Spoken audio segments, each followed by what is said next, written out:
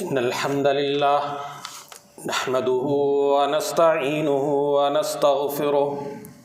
ونعوذ بالله من شرور أنفسنا ومن سيئات أعمالنا من يهده الله فلا مضل له ومن يضلله فلا هادي له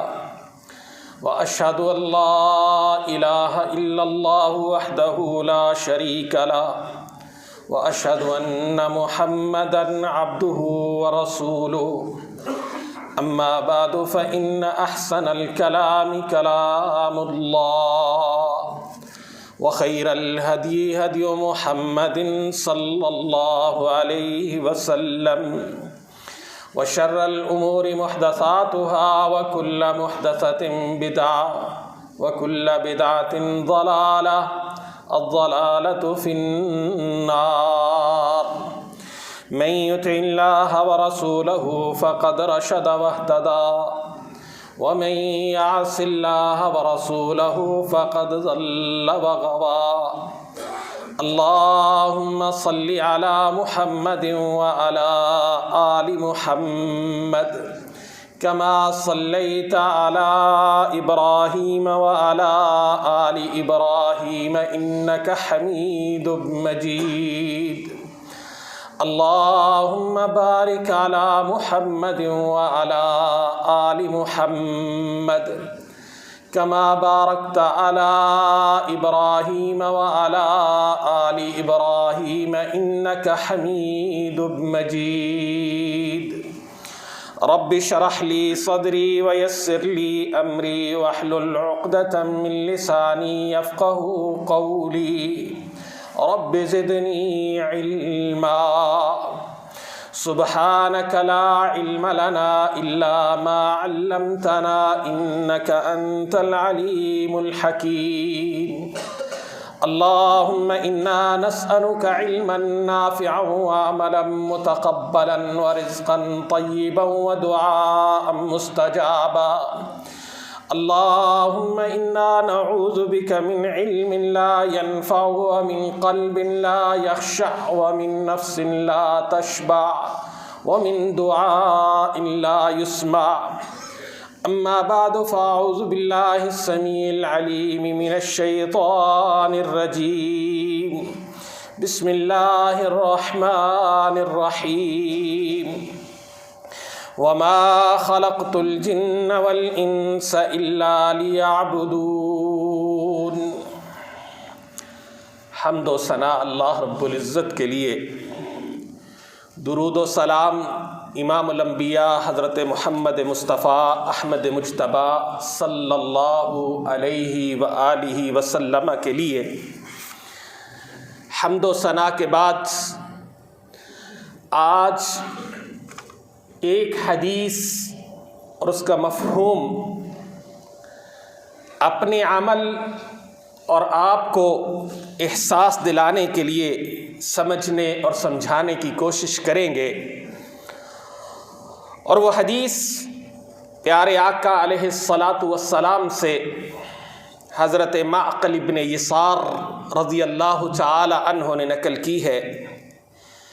کہ آقا کریم علیہ الصلاۃ والسلام نے ارشاد فرمایا تھا، العبادۃ فی الحرج کہجرۃ الی،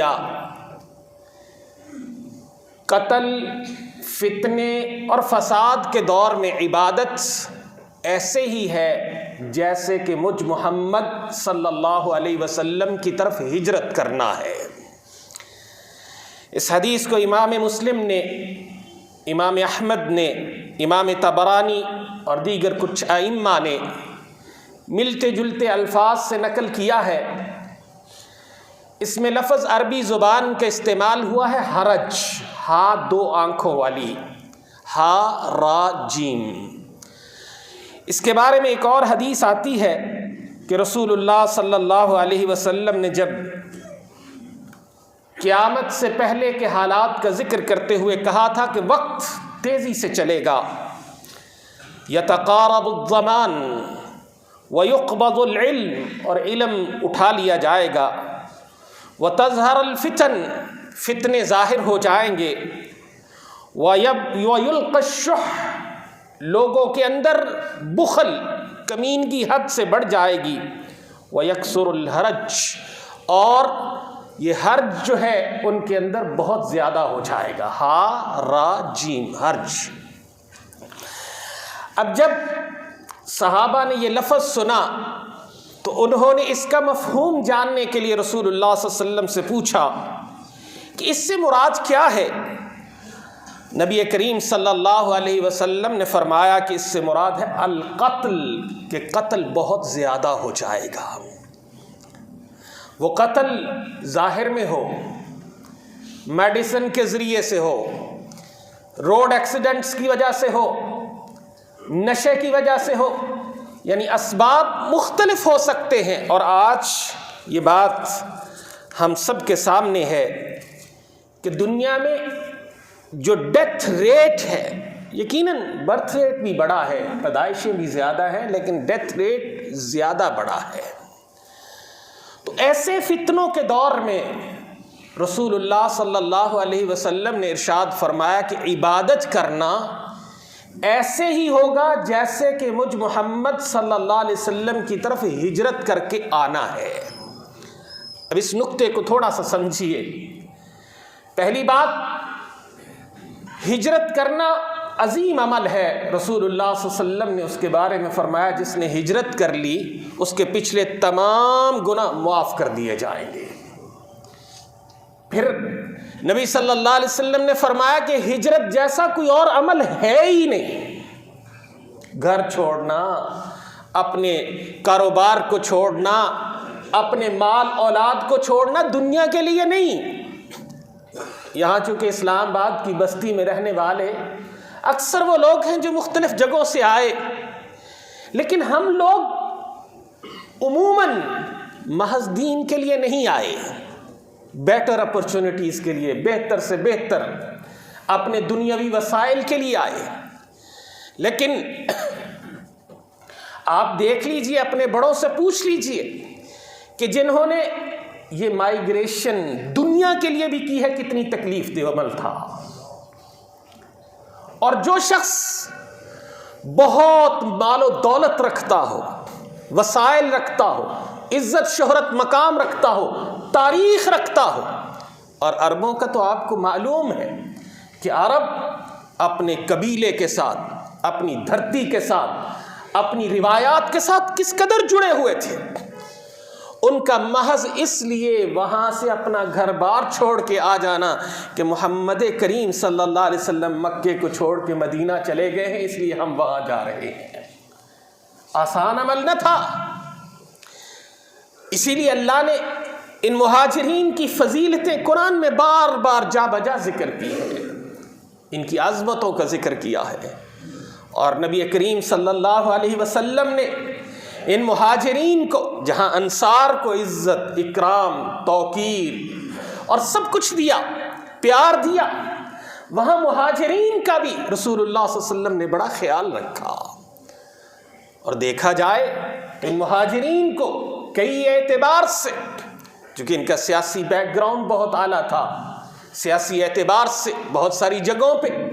انہوں نے بہتر طریقے سے لیڈ کیا امت کو، اور رسول اللہ صلی اللہ علیہ وسلم نے اس کی تائید کی۔ تو ہجرت،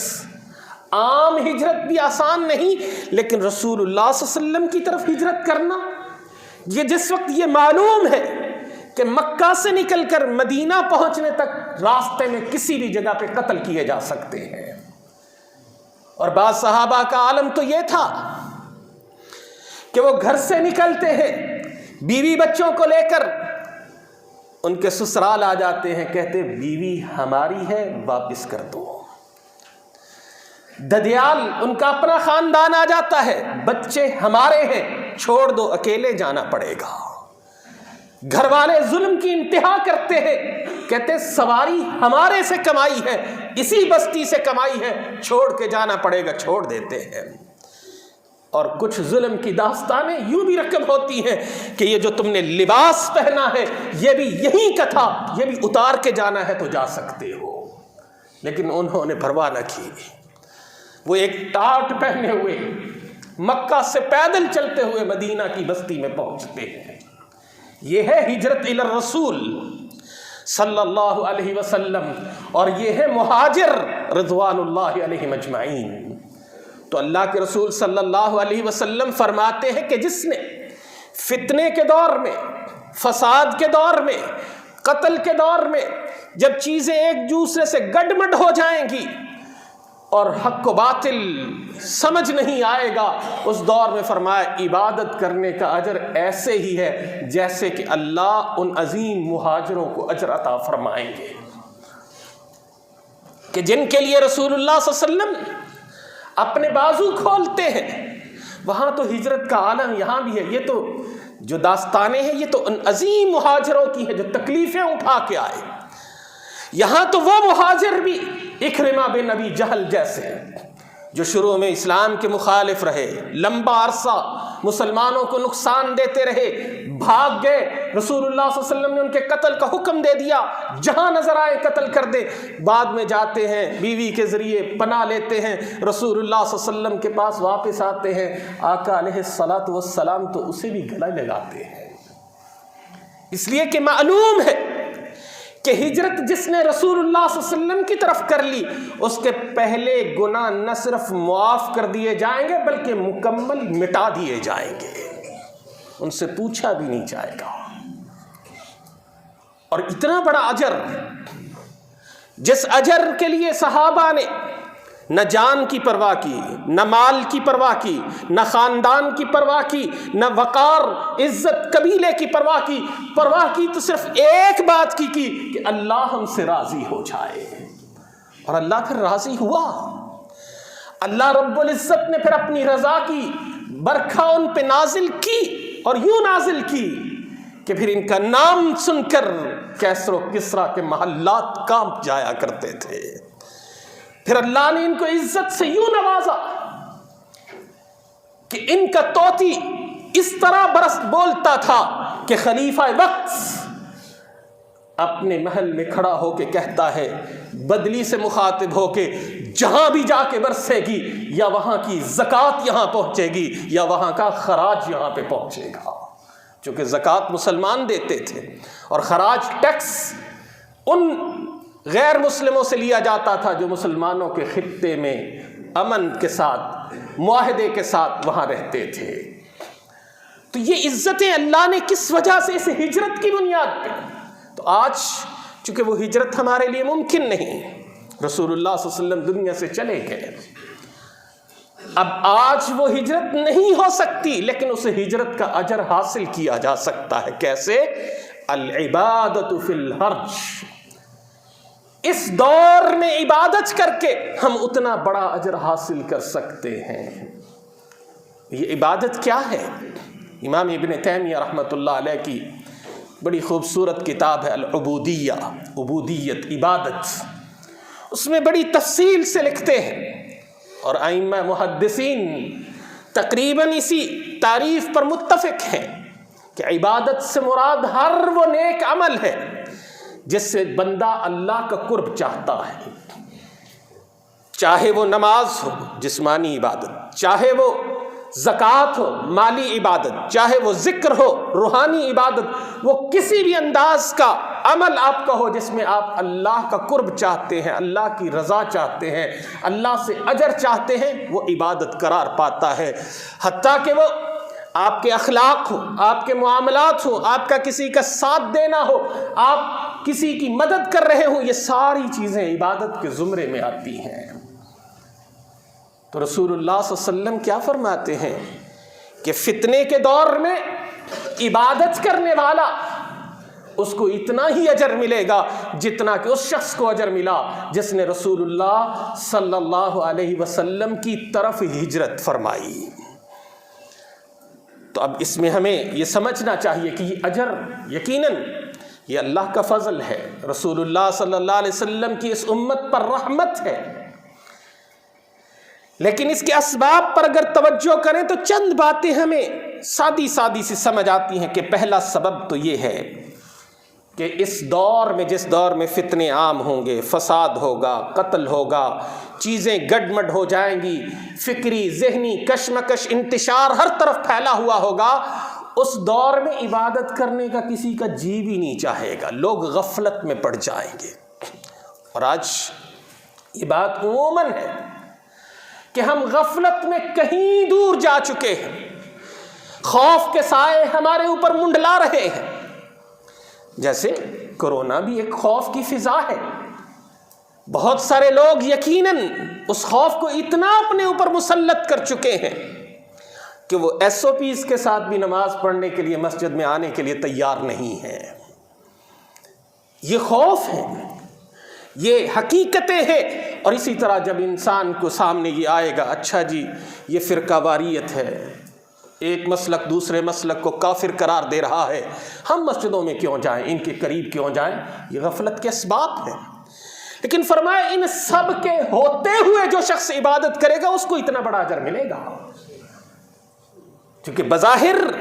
عبادات سے دور رہنے کے بہت سارے اسباب ہیں کہ جی فتنہ ہے، فکری انتشار ہے، فرقہ واریت ہے، مسلکوں کی لڑائیاں ہیں، ڈیڑھ دین کی مسجدیں بنا کر ایک دوسرے کے خلاف تیر برسانے والے لوگ ہیں رہے، لیکن اللہ شاہد ہے یہاں وہ مسجدیں بھی موجود ہیں جہاں سے محبت کا درس ملتا ہے۔ ہم ابھی یہ نہیں کہہ سکتے کہ تمام لوگ اور یہ پانچوں انگلیاں برابر ہو چکی ہیں، اللہ کے فضل سے آج بھی حق کی دعوت دینے والے موجود ہیں۔ تو اس لیے یہ سبب سمجھ آتا ہے کہ فکری انتشار کی وجہ سے لوگوں کے اندر غفلت بڑھ جائے گی۔ اس لیے رسول اللہ صلی اللہ علیہ وسلم نے فرمایا کہ اس غفلت کو، ان لیم ایکسکیوزز کو، ان خود ساختہ جوازوں کو چھوڑ کر عبادت کے لیے آؤ گے تو اللہ تمہیں اتنا اجر عطا فرمائیں گے جتنا اس شخص کو ملے گا جو رسول اللہ صلی اللہ علیہ وسلم کی طرف ہجرت کر کے اپنا گھر بار، اپنا مال، اپنی تجارت، اپنا کاروبار، اپنی زراعت، اپنا قبیلہ، اپنا ملک، اپنا وطن، اپنی بستی، ہر چیز چھوڑ کے آتا ہے۔ اسی طرح دوسرا سبب ہم دیکھیں تو یقیناً فتنوں کے دور میں جو دیگر احادیث میں رسول اللہ صلی اللہ علیہ وسلم نے بیان فرمایا، خواہشات نفس بڑھ جائیں گی، انسان اپنے نفس کا پجاری بن جائے گا، اور نفس کا پجاری ہوتے ہوئے عبادت کے لیے آنا، مزہ تو اسی کا ہے کہ انسان کا نفس اس کو روک کے بٹھائے۔ جیسے آج سردیوں کا موسم ہے، صبح صبح اٹھیں اور اتفاق سے گیس بھی نہ ہو، ہیٹر بھی نہ چلا ہو، گیزر بھی نہ چلا ہو، پانی بھی ٹھنڈا ہو اور نماز کا وقت بھی جا رہا ہو، اس وقت اٹھ کے وضو کرنا، یہ وہی انسان کر سکتا ہے جو اپنے نفس کے اوپر قابو پانے کی طاقت رکھتا ہے۔ ورنہ کہیں گے یار نہیں، چلو جواز ملتا ہے، ہم اس جواز سے فائدہ اٹھا لیتے ہیں۔ چونکہ خواہشات نفس ہمارے اوپر پنجے گاڑ چکی ہیں، کنٹرول حاصل کر چکا ہے ہمارا نفس ہمارے اوپر، اس لیے اس نفس کے خلاف جہاد کر کے عبادت کے لیے آنے والے کو اللہ اتنا بڑا اجر عطا فرما رہے ہیں۔ تیسرا سبب اگر ہم دیکھتے ہیں تو وہ یہ کہ لوگ رسول اللہ صلی اللہ علیہ وسلم کے دیے ہوئے دین سے کوسوں دور جا چکے ہوں گے، اور لوگوں کے اندر دین سے وابستگی صرف ایک نام کی رہ جائے گی۔ دیکھ لیجئے، کفر ہمیں ٹیسٹر لگا لگا کے دیکھتا ہے کہ یہ محمد کریم صلی اللہ علیہ وسلم کی ختم نبوت اور حرمت کے لیے کٹ مرنے والے کیا کر سکتے ہیں؟ پتہ چلتا ہے یہ لسی پی کے سوئے ہوئے ہیں۔ ورنہ ائمہ دین کیا کہتے ہیں کہ جس امت کے نبی کو گالی دی جائے اور اس امت کو کوئی فرد بھی زندہ ہو، اسے زندہ رہنے کا حق حاصل نہیں ہے۔ اور آج رسول اللہ صلی اللہ علیہ وسلم کی ذات پہ کون سا کیچڑ ہے جو اچھالا نہ گیا ہو، کون سی سازش اور حرکت ہے جو کی نہ گئی ہو، لیکن کیا ہوا؟ آج دین سے وابستگی ہماری صرف نام کی ہے۔ تو یقیناً اس نام کی وابستگی رکھنے والوں کے درمیان میں سے کسی شخص کا اٹھ کر کھڑے ہونا اور ببانگ دہل اعلان کرنا اور اس کے مطابق عمل کرنا، فکری عملی جہاد کے لیے کھڑے ہو جانا، یہ اس عبادت جیسا ہے جس کے بارے میں رسول اللہ صلی اللہ علیہ وسلم نے فرمایا کہ گویا کہ اس شخص نے میری طرف ہجرت کی ہے۔ چھوٹی سی بات، یہ داڑھی کے چند بال رکھ کے کاروبار میں جانا، مارکیٹ میں جانا، دنیا داری کرنا، یہ بھی کتنا آسان نہیں ہے، لیکن جو کر لیتا ہے اللہ اس کو ہمت بھی عطا فرماتے ہیں۔ کبھی کبھی چھوٹی چھوٹی چیزوں کی قیمتیں آپ کو ادا کرنی پڑتی ہیں، اور وہ قیمتیں بسا اوقات آپ دہائیوں تک ادا کرتے ہیں، اور لیکن اس کے باوجود اگر کوئی شخص اس میں شرمندگی محسوس کرنے کی بجائے اللہ کا شکر ادا کرے تو پھر اللہ اس کو توفیق عطا کر دیتے ہیں۔ تو گویا کہ تیسرا سبب یہ نظر آتا ہے کہ دین سے وابستگی انتہائی کمزور ہو جائے گی فتنوں کے دور میں۔ پھر بھی کوئی بندہ 5 وقت نماز کے لیے آئے، روزے بھی رکھے، حج کے لیے بھی جائے، عمرے کی تیاری بھی کرے، اور زکوٰۃ بھی ادا کرے، صدقات بھی ادا کرے، نیکی کے دوسرے کام بھی کرے، اور نیکی میں سب سے بڑا کام ہے وہ دعوت اللہ، دعوت حق۔ کسی کو یہ کہنا کہ یہ نیکی ہے، کسی کو یہ کہنا کہ یہ برائی ہے، اس سے رک جاؤ، یہ بھی عبادت ہے، اس کا بھی بڑا اجر ہے، اور اس دور میں اس کا اجر رسول اللہ صلی اللہ علیہ وسلم نے فرما دیا ایسے ہی ہے جیسے کہ اس شخص نے میری طرف ہی ہجرت کی۔ اسی طرح سبب کہ انسان فتنوں کی وجہ سے اس قدر کمزور ہو جائیں گے کہ ان کے لیے یہ سارے کام کرنے بظاہر بہت مشکل ہو جائیں گے۔ آج ہم پاکستان میں ہیں، اللہ تعالیٰ کا بڑا فضل ہے، بہت ساری نعمتوں سے ہم آج بھی اللہ کے فضل و کرم سے بہرہ مند ہیں، اللہ نے وہ نعمتیں ہمیں عطا کر رکھی ہیں، مگر یہاں بھی اب شدتیں بڑھتی جا رہی ہیں، تکلیفیں بڑھتی چلی جا رہی ہیں، لیکن وہاں کا اندازہ کیجئے جہاں لوگ ایک سر پہ سکارف لینے کی قیمت یوروز میں ادا کرتے ہوں، اور ایک بچی، لیکن یقیناً یہاں ہیں وہ جو انشاءاللہ دجال کے سامنے بھی کھڑے ہوں گے۔ پچھلے دنوں آپ نے وہ ویڈیو دیکھی ہوگی کہ ایک لڑکی کو ہزاروں ریال کا،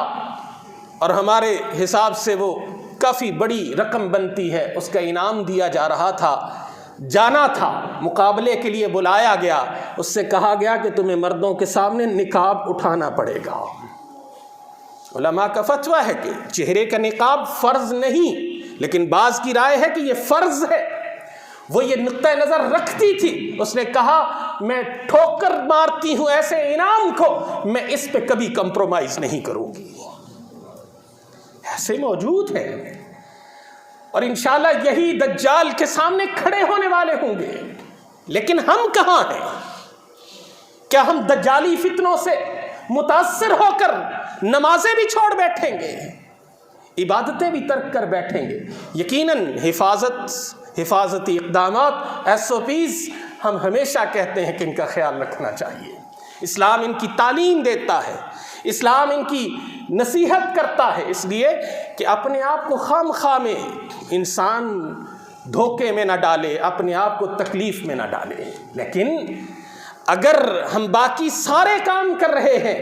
اور کچھ چیزیں محض اس لیے نہیں کر رہے کہ فتنوں کا دور ہے، تو یاد رکھیے پھر ہم ایک بہت بڑے اجر سے بھی محروم ہو رہے ہیں، اور شاید نسلوں کے پاس پھر سوائے نام کے ہم اسلام چھوڑ کر نہیں جائیں گے۔ اس کے لیے ضروری ہے کہ ہم عبادت کے اس کمپریہنسو، جامع، شامل تصور کو اپنے سامنے رکھتے ہوئے عبادات کا حق ادا کریں، اور جو نصیحتیں ہیں میڈیکل کے اعتبار سے، امن و امان کے اعتبار سے، ان سب کا خیال رکھنا ضروری ہے۔ تو الغرض اس حدیث کو اپنے سامنے رکھیں گے تو آج عبادت کرنے کا لطف دو بالا ہو جائے گا کہ رسول اللہ صلی اللہ علیہ وسلم ارشاد فرماتے ہیں کہ جس شخص نے فتنے کے دور میں، قتل و غارت گری کے دور میں، فسادات کے دور میں عبادت کی، اس کو ایسے ہی اجر ملے گا جیسے کہ اس شخص کو اجر ملے گا جس نے اپنا گھر، اپنا مال، اپنا وطن، اپنا سب کچھ چھوڑ کر مجھ محمد صلی اللہ علیہ وسلم کی طرف ہجرت کی۔ اللہ ہمیں ایسا کرنے کی توفیق عطا فرما۔ اے اللہ ہم سے راضی ہو جا، ہماری غلطیوں کو معاف فرما۔ سبحان ربک رب العزت عما یصفون وسلام علی المرسلین والحمد للہ۔